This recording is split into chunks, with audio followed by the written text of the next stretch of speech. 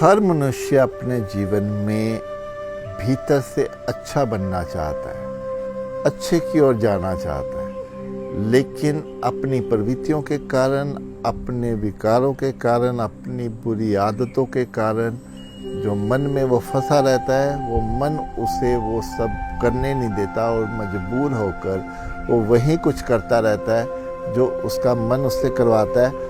इससे वो अपने स्तर को और नीचे गिराता चला जाता है और बुरे की तरफ चलता चला जाता है। लेकिन उसके जो सपने होते हैं, कल्पनाएं होती हैं, जो भीतरी इच्छा होती है, वो अच्छा इंसान बनने की होती है। अब ये कैसे होगा, इससे कैसे बाहर आए?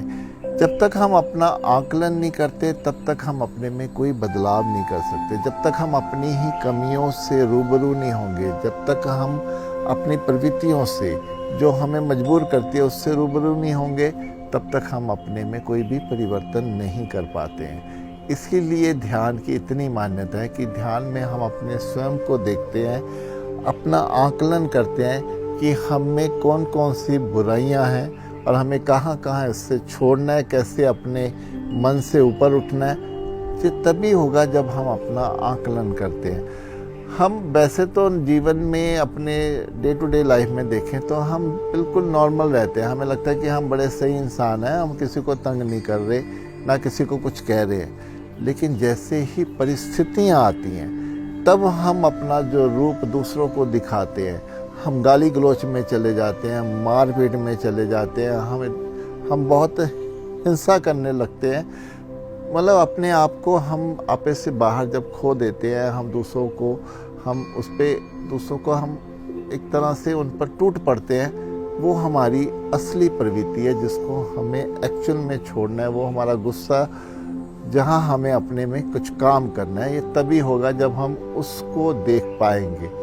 तो ये आकलन हमें अपनों के साथ साथ हमें दूसरों को भी देखना है कि हमारा जो बिहेवियर उनके साथ है तो उनका बिहेवियर हमारे साथ कैसा होता है। जहाँ दूसरे हमसे गलत होते हैं, हमें लगता है मैं तो सही था, मैंने तो कोई गलती नहीं करी, दूसरे मेरे से ऐसा बिहेवियर क्यों कर रहे हैं। लेकिन जब आकलन करें तो नज़र आएगा कि शायद मेरा ही शुरुआत मेरे ही बिहेवियर से ऐसी हुई है जो सामने वाला मुझे ये रिस्पॉन्स दे रहा है।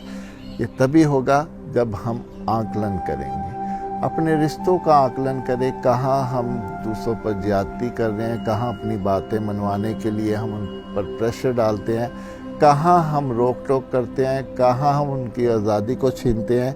ये सब हमें तभी नज़र आएगा जब हम अपना आकलन करेंगे। ध्यान इसके लिए सबसे बेहतर मार्ग है कि जहाँ हम अपने भीतर, जैसे हम ध्यान में बैठते हैं, हमें अपने सारे जो किए हैं, जो चाहे अच्छे कर्म हैं या बुरे कर्म हैं, वो सब हमारे सामने आने लगते हैं। लेकिन अगर हम एकांत में बैठते हैं बिना ध्यान के, तो भी हम अपना जब स्वयं में आकलन करते हैं तो भी हमें काफ़ी सहायता मिलती है अपने बारे में जानने का कि हमें कहाँ पर परिवर्तन करना है। और फिर मौन जितना हमारे लिए आवश्यक है कि मौन में रहकर हमें तो भी रियलाइज़ होना शुरू होता है कि हमने अभी तक कितनी गलत बातें करी हैं, कितने गलत व्यवहार किए हैं, कितना हमसे कुछ गलत हुआ है। तो मैं कह सकता हूँ कि जीवन अभी भी बाकी है।